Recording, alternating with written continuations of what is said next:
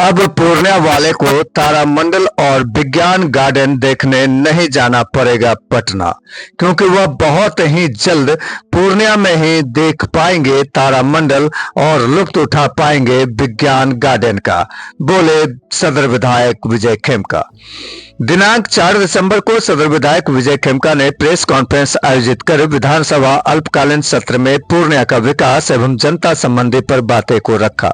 उन्होंने कहा कि बहुत ही जल्द पूर्णिया में अंतर्राष्ट्रीय खेल मैदान, आधुनिक बस टर्मिनल, साइंस स्टेडियम, तारामंडल व अन्य विभिन्न आधुनिकीकरण की सुविधाएं देखने को मिलेगा। उन्होंने पूर्णिया एयरपोर्ट के विषय में माननीय प्रधानमंत्री और माननीय मुख्यमंत्री को धन्यवाद दिया, पर उन्होंने कहा कि यह कोई भी श्रेय ले, लेकिन इसका श्रेय सबसे पहले माननीय प्रधानमंत्री और नीतीश कुमार मुख्यमंत्री को जाता है। तो आइए उन्होंने क्या कुछ कहा, देखते हैं। विधानसभा का जो अल्पकालीन सत्र 25 से 29 नवंबर तक चला, उस सत्र में पूर्णिया के विकास एवं जनता की सुविधा संबंधी विषय पर शून्यकाल, निवेदन, याचिका, ध्यानाकर्षण, अनुसूचित जात, अल्पसूचित और तारांकित प्रश्न, गैर सरकारी संकल्प के माध्यम से हमने लगभग 26 विषयों को उठाने का काम किया, और जिसमें मुख्यतः जो है आपको जो पूर्णिया की जरूरत है, खिलाड़ियों को प्रोत्साहित करना है, खिलाड़ियों को उत्साहित करना है, उसके लिए पूर्णिया के रंगभूमि मैदान में अंतर्राष्ट्रीय क्रिकेट स्टेडियम और खेल एकेडमी का निर्माण हो, इसके लिए खेल मंत्री से मिलकर के मैंने प्रयास किया है। इस तरह की राजगीर और पटना के तर्ज पर पूर्णिया में भी इसका निर्माण हो।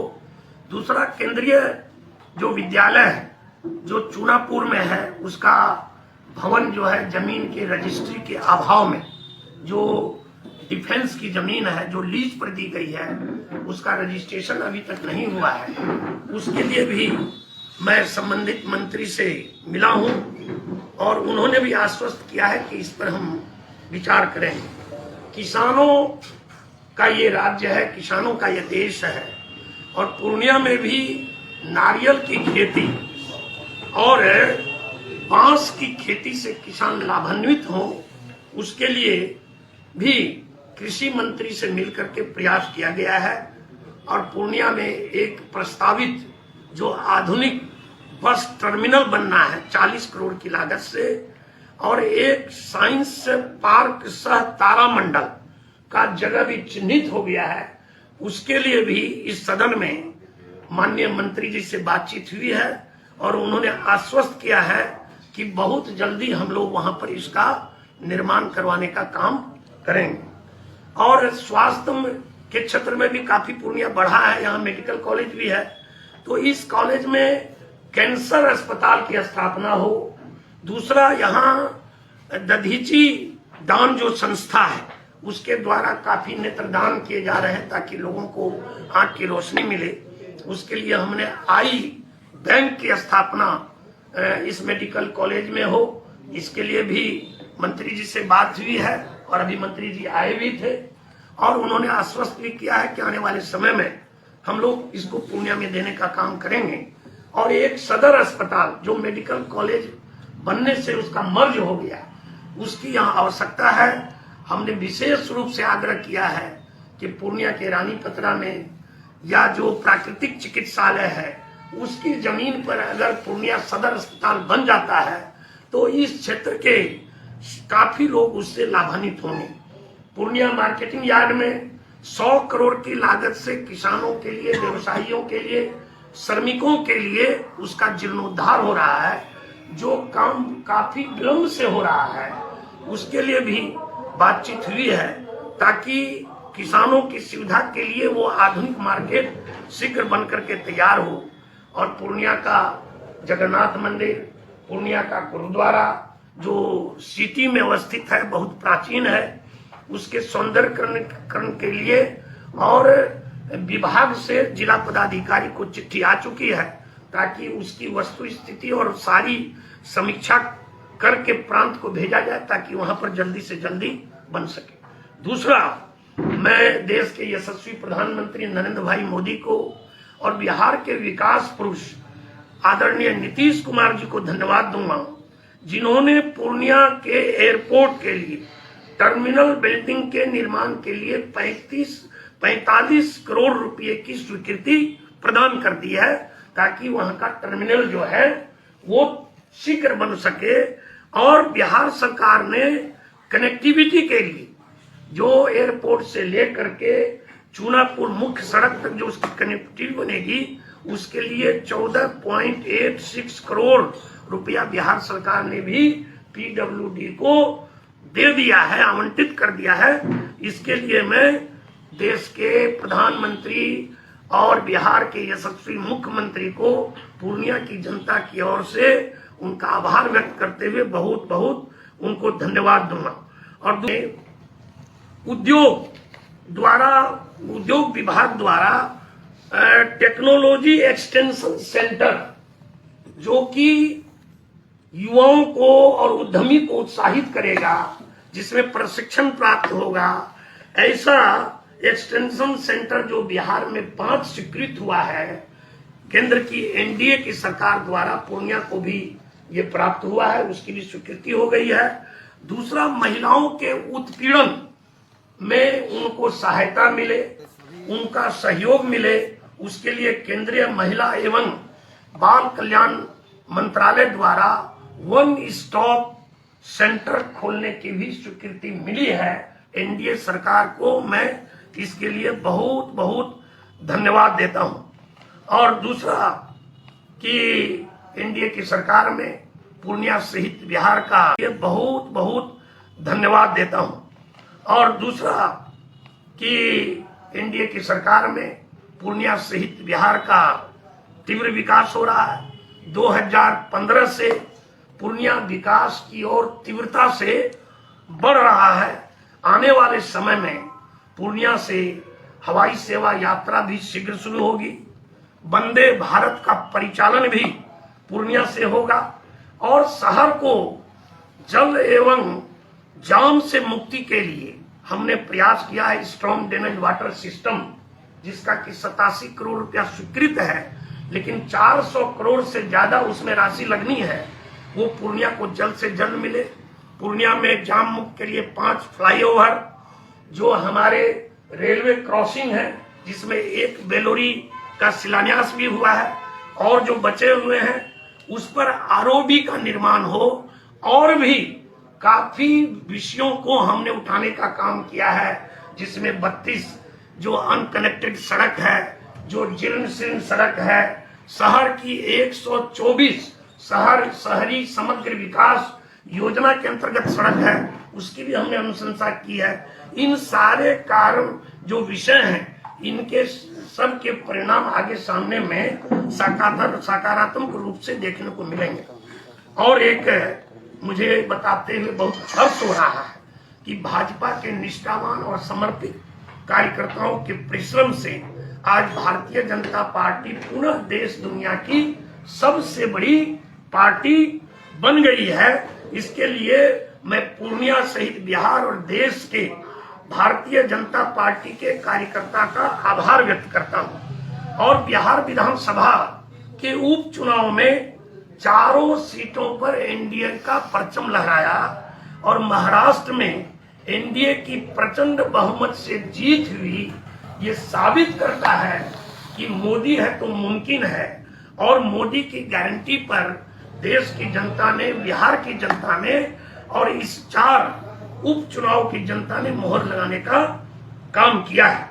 यशस्वी प्रधानमंत्री नरेंद्र मोदी जी के नेतृत्व में 2025 के विधानसभा चुनाव में 2025 के चुनाव में 225 की संख्या के साथ प्रचंड बहुमत से एनडीए की सरकार बिहार में बनेगी।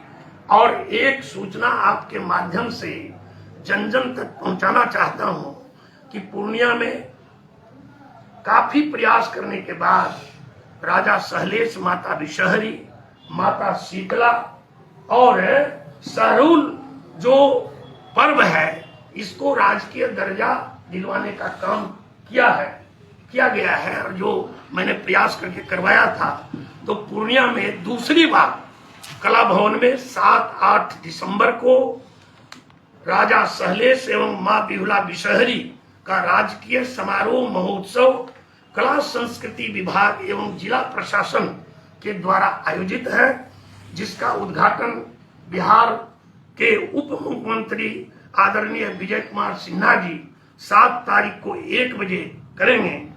2 दिनों तक चलने वाले इस पूजा भजन कीर्तन और बॉलीवुड के जो कलाकार हैं, नामी गामी ऐसे कलाकार यहाँ सांस्कृतिक कार्यक्रम की प्रस्तुति करेंगे।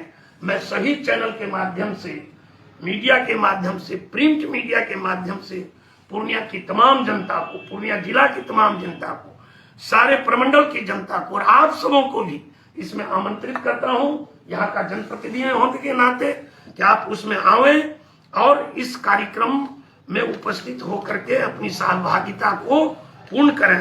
और इसी के साथ आपको एक धन्यवाद भी देता हूं कि बिहार सरकार ने सोशल मीडिया इन्फ्लुएंसर जो हैं उनके लिए एक नीति लाने का काम किया है। लोक हित में जितनी भी योजनाएं हैं, जनहित की योजनाओं को जनता तक ज्यादा से ज्यादा पहुंचाने के लिए जो हमारा सोशल मीडिया विंग है, यूट्यूबर हैं, जो ऐसे सारे हैं, उनके लिए भी सरकार नीति ला रही है। और आगे आने वाले समय में जो हमारे मीडिया कर्मी हैं, पत्रकार बंधु हैं, उनकी भी बातों को मैं आगे उठाने का काम करूंगा, ताकि जिस तरह उनको झारखंड में और उत्तर प्रदेश में जो सुविधा मिल रही है, बिहार में भी वो सुविधा प्राप्त हो। आगे भविष्य में मैं उठाने का काम करूंगा। विधायक जी, एक सवाल है हमारा कि आप पूर्णिया के जो किसान हैं उनको डीएपी काफी महंगे दामों पर मिल रहा है और काफी कालाबाजारी हो रही डीएपी की। यहाँ पर डीएपी की जितनी उपलब्धता चाहिए उतना डीएपी आया भी नहीं है। ऐसे में किसानों के हित की बात आप कर रहे थे, कैसे किसानों का हित होगा? नहीं, देखिए, ये किसान पोषित सरकार है। आदरणीय प्रधानमंत्री नरेंद्र मोदी जी और सुशासन की सरकार के जो हमारे मुख्यमंत्री हैं, किसानों की चिंता किए हैं। अभी भी गांधी मैदान में 2 दिवसीय कृषि मेला लगा, जिसमें 75,000 किसान की उपस्थिति हुई और पूर्णिया से भी पूरे जिला से 200 से ज्यादा किसान वहां गए और मैं भी उन किसानों के साथ उस कृषि मेला में था। पूर्णिया में डीएपी की उपलब्धता पर्याप्त है। जो कमी है, अभी कृषि मंत्री जी से और उनके प्रधान सचिव से मेरी पटना में भी बातचीत हुई, 1 सप्ताह के अंदर और भी डीएपी की यहाँ उपलब्धता करवाई जा रही है। किसी भी किसान को कोई कठिनाई नहीं होगी। उर्वरक कमेटी की मीटिंग भी हुई थी, मैं उसमें भी था और मैंने कहा था विभाग के अधिकारियों की कि आप सख्ती बरतिए, निगरानी कीजिए, कहीं कोई गलती कर रहा है तो उस पर आप एफआईआर भी कीजिए। और नैनो यूरिया और नैनो डीएपी जो लिक्विड फॉर्म में है, उसको ड्रोन के माध्यम से डोमेस्टेशन के साथ साथ किसानों को बताने का काम कीजिए, ताकि किसान जागरूक होकर के लिक्विड फॉर्म में डीएपी और यूरिया का प्रयोग कर सकें। और डीएपी का सब्स्टिट्यूट एनपीके भी है, मिक्सर खाद भी है। मैं आपके माध्यम से किसान भाइयों से ये कहना चाहूंगा कि ये किसान पोषित सरकार, किसान के उन्नत खेती को करवाने वाली किसान सरकार के माध्यम से मैं आपसे किसानों को ये आग्रह करूंगा कि आप जो है नैनो यूरिया, नैनो डीएपी का इस्तेमाल कीजिए, मिक्सर खाद का उपचार कीजिए और कोई दिक्कत हो तो आप सीधे कृषि विभाग के अधिकारियों से मिलिए। जो गड़बड़ी करेगा उस पर कानूनी कार्रवाई की जाएगी। 4 सीएनजी गैस पंप हैं, एक हरदा में और एक कसबा रोड में और एक बरसोनी में और एक के नगर में, जिसमें से 2 बनकर तैयार है और एक जिस सीएनजी गैस पंप, हाँ, जिसमें 2 तैयार है बनकर।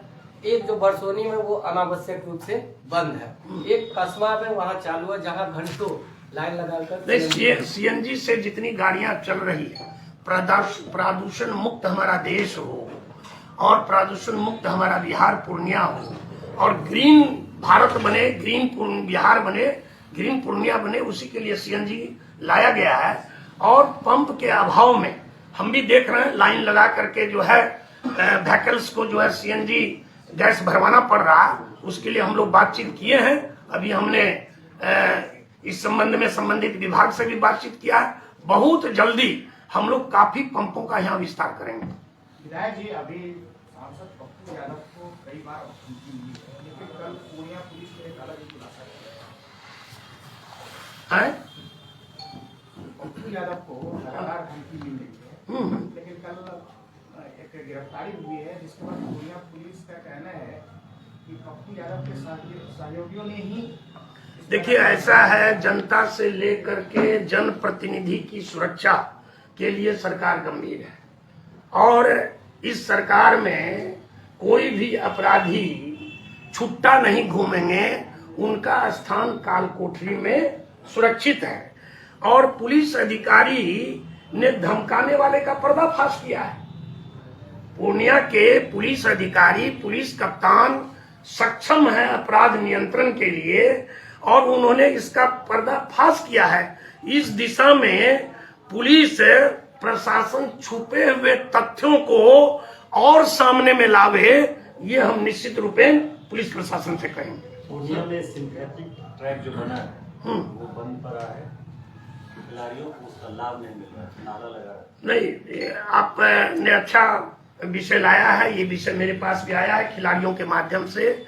और सिंथेटिक ट्रैक जो बना है वहां पर उस क्षेत्र में कैसे खिलाड़ी खेले, उसके लिए हमने काफी प्रयास करके खेलो इंडिया के माध्यम से इसको लाने का काम किया था। और ये यूनिवर्सिटी के अंतर्गत है। मैं डीसी से और जिला पदाधिकारी से बात करके एक व्यवस्था वहां निश्चित रूपेण व्यवस्थित करने का काम करूंगा, ताकि चाहे सिपाही भर्ती के खिलाड़ी हो, चाहे सेना में जाने वाले खिलाड़ी हो या दैनिक जो है वहां पर खेलने वाले खिलाड़ी हो, उनके लिए कोई व्यवस्था हम लोग बनाएंगे ताकि उसका उपयोग वो कर सके। सर, इस महिला कॉलेज से लेकर कचहरी या कचहरी के आसपास में लाइन बाजार, पट्टा, कुछ ऐसी जगह है जहाँ पे जाम की समस्या जो है हमेशा बनी रहती है। उसके लिए कुछ सरकारी, देखिए, अभी हमने तुरंत कहा कि पूर्णिया जो शहर अब काफी बड़ा शहर हो गया है। अगर पूर्णिया को अगर आप घूमिएगा तो घूमने में 7 दिन कम से कम लगेगा। आज पूर्णिया वो पूर्णिया नहीं है जो 2005 से पहले का पूर्णिया था। जब 2005 से पहले के पूर्णिया का क्या हाल था, पूर्णिया की जनता भी जानती है, आप सब भी जानते हैं, सब मीडिया कर्मी भी जानते हैं। जहां जनता, उद्यमी, व्यवसायी भय से पलायन कर गए थे, आज पूर्णिया सजा हुआ पूर्णिया, सारी सुविधा से युक्त पूर्णिया है। और जब सारी सुविधा से युक्त पूर्णिया है तो हमने अभी कहा है कि पूर्णिया को जल जमाव से मुक्ति के लिए और जाम से मुक्ति के लिए हम लोगों के आगे फ्लाईओवर की योजना है। उसमें हम लोग शहर में 5 फ्लाईओवर हमने पहले भी दिया है, 5 फ्लाईओवर जो हम लोग बनाने का काम करेंगे। और शहर की जो सड़कें सिंगल सड़क है उसको हम लोग उसका चौड़ीकरण करेंगे। अभी एक सड़क लाइन बाजार से लेकर के और पॉलिटेक्निक चौक तक उसका पीडब्ल्यूडी से टेंडर हो गया है चौड़ीकरण के लिए। और 3 सड़क अभी हमने विधानसभा में और उठाया है जिसका की चौड़ीकरण होगा। एक जनता चौक से लेकर पिंक सिटी तक, एक गुलाबबाग से लेकर के आपका जो है वीरपुर तक, और तीसरा ये जो रेड पॉइंट है, इस सड़क का भी, तीनों सड़क का पीडब्ल्यूडी से चौड़ीकरण होगा। स्पेसिफिक था ये सर, महिला कॉलेज से लेकर कचहरी का नहीं, उस पर विशेष ध्यान दिया जाएगा। एक चीज अभी विधायक जी देखा जा रहा है, पूर्णिया में जगह जगह पे पोस्टर वार किया गया है, क्योंकि कहा जा रहा है कि एयरपोर्ट की जो यहाँ डिमांड थी उसको पप्पू यादव जी ने 4 महीने में पूरा किया है। और आप सर कह रहे हैं कि प्रधानमंत्री जी धन्यवाद के पात्र हैं। देखिए, कोई भी योजना को लागू सरकार करवाती है। किसी भी योजना को जमीन पर लाने का काम सरकार करती है। जनता और जनप्रतिनिधि का काम है उसके लिए प्रयास करना। लोकतंत्र है, लोकतंत्र में हर कोई को अधिकार है प्रयास करने का। क्या पूर्णिया में हवाई यात्रा प्रारंभ हो, इसके लिए मीडिया कर्मियों ने प्रयास नहीं किया? क्या सामाजिक संगठनों ने प्रयास नहीं किया? क्या समाज सेवियों ने प्रयास नहीं किया? क्या अन्य जनप्रतिनिधियों ने प्रयास नहीं किया? सबने प्रयास किया, लेकिन प्रधानमंत्री जी आकांक्षी जिला की ओर उनका विशेष ध्यान है। पूर्णिया आकांक्षी जिला है और प्रधानमंत्री जी ने तो कहा है कि देश के हर जिले से हवाई यात्रा होगी, और ये 2015-16 में ही यहाँ घोषणा हुई। जमीन के अधिग्रहण की परेशानी के कारण नहीं हो सकी, लेट लगा, और अधिग्रहण हुआ, 45 करोड़ मिले, बाउंड्री वॉल के लिए बिल्डिंग विभाग को दिया गया, कनेक्टिविटी के लिए बिहार सरकार ने दिया है। इसलिए कौन क्या कहता है नहीं कहता है, जनता सबको जानती है कैसे विकास हो रहा है, कौन कर रहे हैं। चाल चरित्र और चेहरे को जनता जानती है। दोहरे चाल चरित्र के चेहरे से भी पूर्णिया की जनता वाकिफ है। चौहान टोला में रैक पॉइंट रखा गया है रेलवे का, इस वजह से चौहान टोला के हर घर में लोग टीबी से दमा से पीड़ित है। आप जो बता रहे हैं वो विषय चौहान टोला के जितने हमारे निवासी हैं, वो विषय मेरे पास आया है कि चौहान टोला के बाएं साइड जिधर रेक लगता है, उधर रेक के से गर्दा जो आता है, डस्ट जो है, उसके कारण वहां के हमारे निवासियों को काफी कठिनाई है। हमने डीआरएम से बात किया है, जीएम से भी हम बात करेंगे कि कैसे वहां पर समाधान हो सकता है।